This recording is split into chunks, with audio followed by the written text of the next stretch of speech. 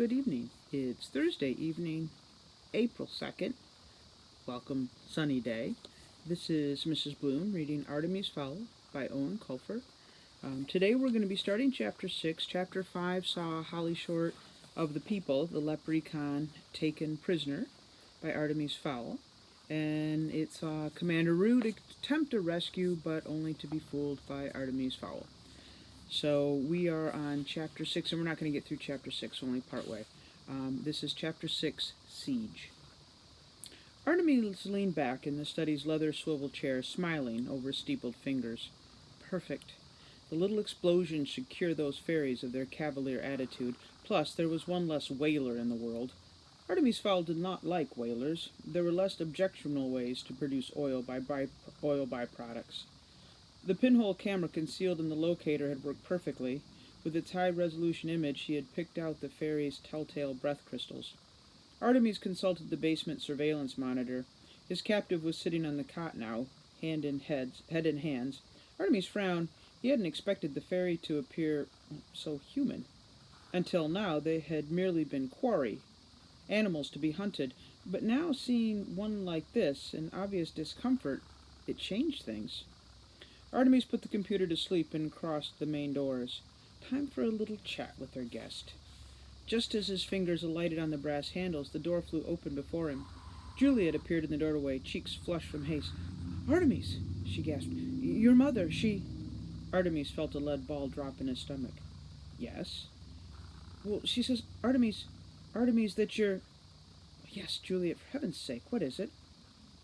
Juliet placed both hands over her mouth, composing herself. After several seconds, she parted spangled nails, speaking through her fingers. "It's your father, sir, Artemis Sr. Madame Fowl says he's come back." For a split second, Artemis could have sworn his heart had stopped. Father? Back? Was it possible? Of course, he'd always believed that his father was alive, but lately, since he'd hatched this fairy scheme, it was almost as if his father had shifted into the back of his mind. Artemis felt guilt churn in his stomach. He had given up. Given up on his own father. "Did you see him, Juliet? With your own eyes?" The girl shook her head. "No, Artemis, sir. I just heard voices in the bedroom, but she wouldn't let me through the door, not for anything, not even with a hot drink." Artemis calculated. They had returned barely an hour ago. His father could have slipped past Juliet. It was possible, just possible. He glanced at his watch, synchronized with Greenwich Mean Time by constantly updated radio signals. 3 a.m. Time was ticking on. His entire plan depended on the fairies making their move before daylight. Artemis started. He was doing it again, pushing family to one side. What was he becoming? His father was the priority here, not some money-making scheme. Juliet was still in the doorway, watching him with those enormous blue eyes. She was waiting for him to make a decision, as he always did, and for once, there was indecision scrawled across his pale features. "Very well," he mumbled eventually. "I'd better go up there immediately." Artemis brushed past the girl, taking the steps two at a time. His mother's room was 2 flights up, a converted attic space. He hesitated at the door. What would he say if his father miraculously returned? What would he do? It was ridiculous, dithering about it, impossible to predict. He knocked lightly. "Mother?" No response, but he thought he heard a giggle, and it was instantly transported into the past. Initially, this room had been his parents' lounge. They would sit on the Chase lounge for hours, tittering like school children, feeding the pigeons or watching the ships sailing past on Dublin Sound. When Artemis Sr. disappeared, Angeline Fowl had become more and more attached to the space, eventually refusing to leave altogether. "Mother, are you all right?" Muffled voices from within, conspiratorial whispers. "Mother, I'm coming in." "Wait a minute! Timmy, you stop it, you beast! We have company." Timmy? Artemis' heart thumped like a snare drum in his chest. Timmy, her pet name for his father. Timmy and Artie, the 2 men in her life.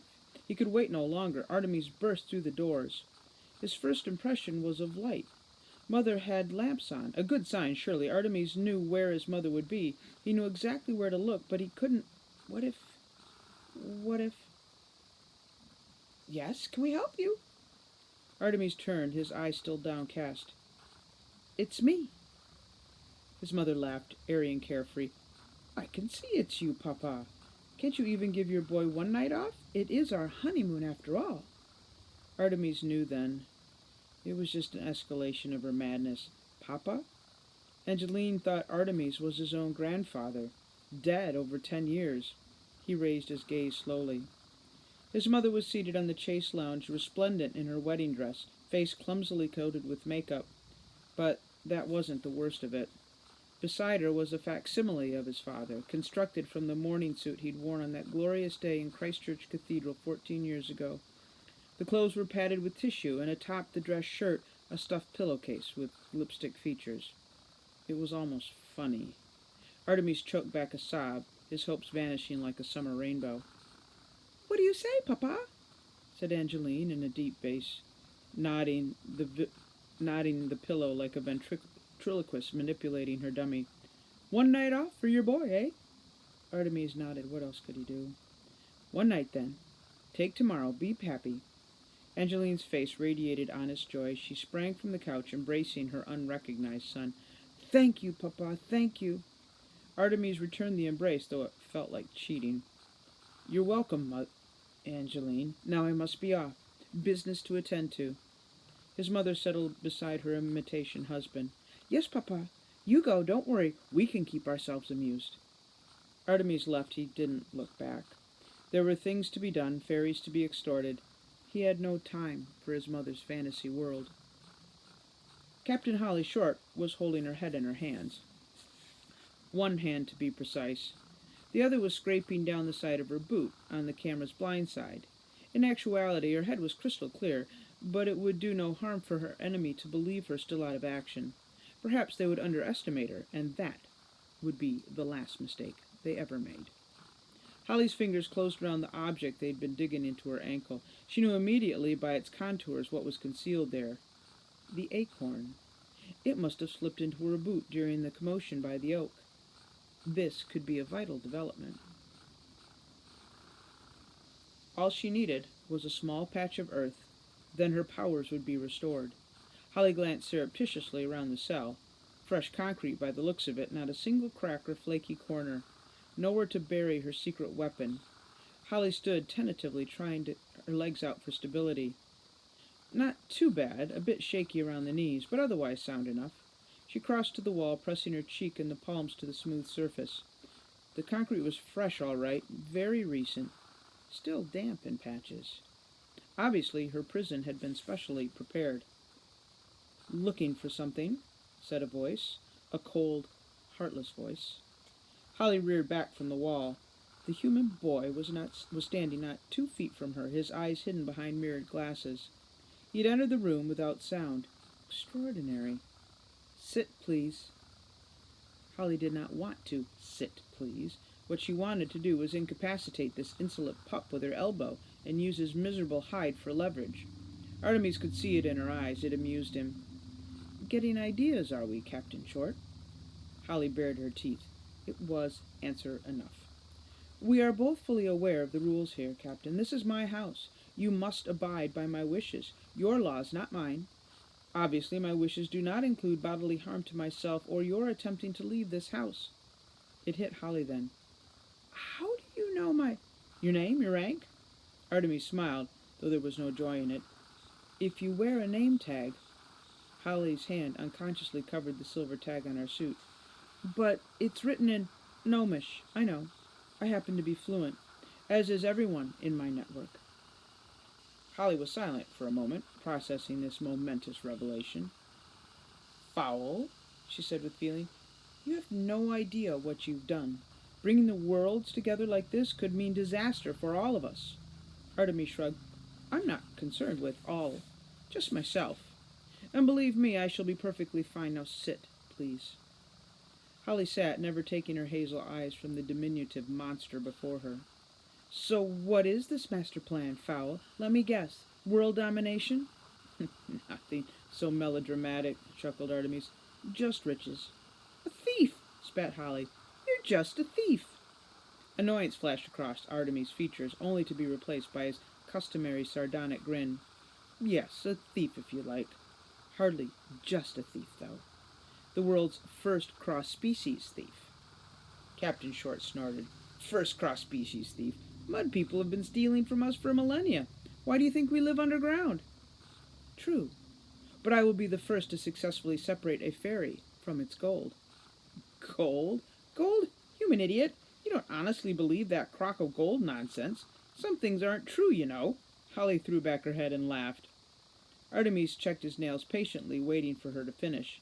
When the gales had finally subsided, he shook his index finger. You are right to laugh, Captain Short. For a while there, I did believe in that all under-the-rainbow crock of gold Blarney, but now I know better. Now I know about the hostage fund. Holly struggled to keep her face under control.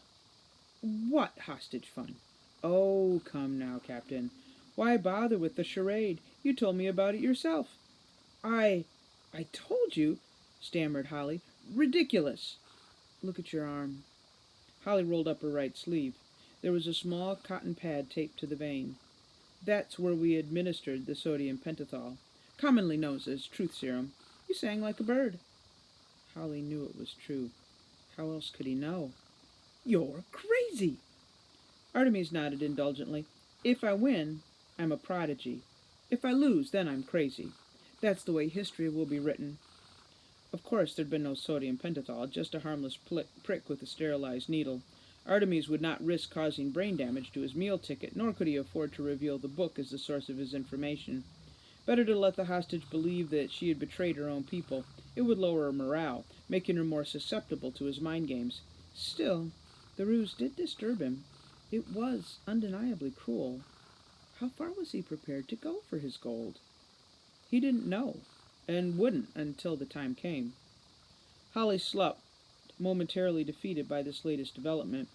She had talked, revealed sacred secrets. Even if she did manage to escape, she would be banished to some freezing tunnel under the Arctic. This isn't over, Fowl, she said at last. We have powers you can't possibly know about. It would take days to describe them all. The infuriating boy laughed again. How long do you think you've been here? Holly groaned. She knew what was coming. A few hours? Artemis shook his head. 3 days, he lied. We've had you on a drip for over 60 hours, until you told us everything we needed to know. Even as the words came out, Artemis felt guilty. These mind games were having an obvious effect on Holly, destroying her from the inside out. Was there really a need for this? 3 days? You could have killed me. What kind of... And it was that speechless quality that sent the doubt shooting through Artemis' brain. The fairy thought him so evil, she couldn't even find the words. Holly pulled herself together. Well then, Mr. Fowl, she spat, heavy on the contempt, if you know so much about us, then you know what happens when they locate me. Artemis nodded absently. Oh, yes, I know. In fact, I'm counting on it. It was Holly's turn to grin. Oh, really? Tell me, boy, have you ever met a troll? For the first time in the human's confidence, it dropped a notch. No, never a troll. Holly showed more teeth. You will, Fowl, you will. And I hope I'm there to see it. And that's where we're going to stop for this evening. We're partway through Chapter 6. Have a lovely evening, and we'll see you tomorrow.